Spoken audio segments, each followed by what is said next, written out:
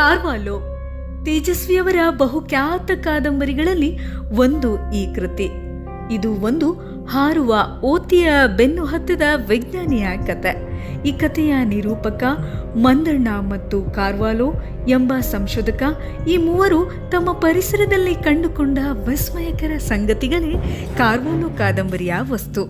ಇದರಲ್ಲಿ ತೇಜಸ್ವಿಯವರು ಒಂದು ಪಾತ್ರ.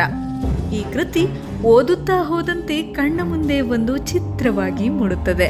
ವಿಶೇಷವಾಗಿ ಮಂದಣ್ಣ ಮತ್ತು ಅವನ ಮದುವೆಯ ಸನ್ನಿವೇಶಗಳು ಹಾಸ್ಯದ ಹೊನಲನ್ನೇ ಹರಿಸುತ್ತದೆ. ಅಕಸ್ಮಾತಾಗಿ ಪರಿಚಯವಾದ ಮಂದಣ್ಣ ಎಂಬ ಹಳ್ಳಿಗನ ಬದುಕು ಮತ್ತು ಅವನಲ್ಲಿ ಹುದುಗಿರುವ ಪ್ರತಿಭೆ ಈ ಕಾದಂಬರಿಯ ತಳಪಾಯ. ಈತನ ಗೆಳೆತನದಿಂದ ಮತ್ತು ಕಾರ್ವಾಲೋ ಅವರ ಮಾರ್ಗದರ್ಶನದಿಂದ ಕಥೆಗಾರರು ಕಂಡುಕೊಂಡ ಅರಣ್ಯ ಮಧ್ಯದ ಜೀವರಾಶಿಯ ನಿಗೂಢ ಬದುಕು ಈ ಕಾದಂಬರಿಯ ಇನ್ನೊಂದು ಸ್ತರ. ಅತ್ಯಂತ ಸ್ಪಷ್ಟ ಭಾಷೆಯಲ್ಲಿ ಮುಗ್ಧ ಕುತೂಹಲದಿಂದ ಹೇಳಲಾಗಿರುವ ಈ ಕತೆ ಸಮಾಜದ ನಿರ್ಲಕ್ಷ್ಯದಿಂದ ನಾಶವಾಗುತ್ತಿರುವ ಮಂದಣ್ಣರು, ಕ್ರಮೇಣ ಇಲ್ಲವಾಗುತ್ತಿರುವ ಸೃಜನಶೀಲ ಕಾರ್ವಾಲೋಗಳು ಮತ್ತು ನಾಗರಿಕತೆಯ ತುಳಿತಕ್ಕೆ ಧ್ವಂಸಗೊಂಡು ಮಾಯವಾಗುತ್ತಿರುವ ಅರಣ್ಯ ಮತ್ತು ಜೀವರಾಶಿ, ಈ ಎಲ್ಲರನ್ನ ಕುರಿತದ್ದು.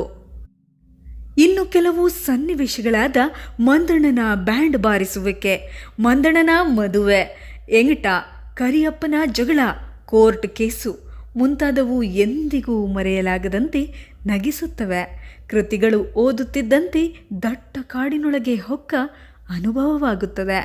ಈ ಕೃತಿಯ ಕೊನೆಯನ್ನ ಓದುವಾಗ ಓದುಗರು ಅನುಭವಿಸುವ ರೋಮಾಂಚನ ವರ್ಣಿಸಲಾಗದು. ಎಷ್ಟು ಸಾರಿ ಓದಿದರೂ ಬೇಸರವೆನಿಸದ ಪುಸ್ತಕ, ಅದ್ಭುತ ಪುಸ್ತಕ ಅದು ನಮ್ಮ ಕಾರ್ವಾಲೋ.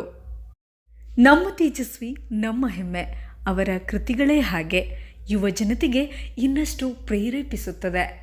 ಇನ್ನಾದರೂ ನೀವು ಪುಸ್ತಕ ಪ್ರೇಮಿಗಳಾಗಿ